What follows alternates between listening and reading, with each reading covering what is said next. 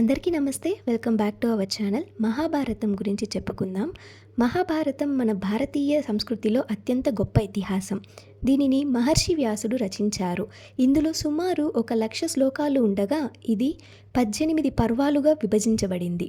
ఆది పర్వం మహాభారతానికి ప్రారంభ భాగం.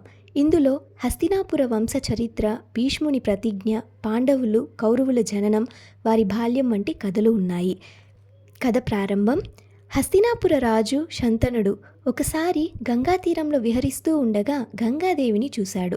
ఆమె సౌందర్యానికి మంత్రముగ్ధుడై శాంతనుడు ఆమెను వివాహం చేసుకోవాలని కోరాడు. గంగాదేవి ఒక షరతు పెట్టింది.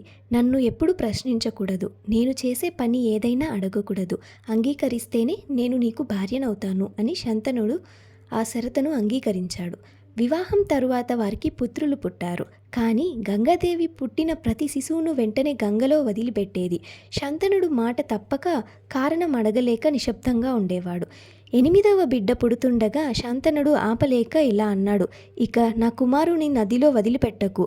అప్పుడు గంగాదేవి నిజం వెల్లడించింది. ఈ పిల్లలు వసువులు శాపం వలన మానవలోకంలో పుడుతున్నారు. వారిని నేను మోక్షానికి చేరుస్తున్నాను.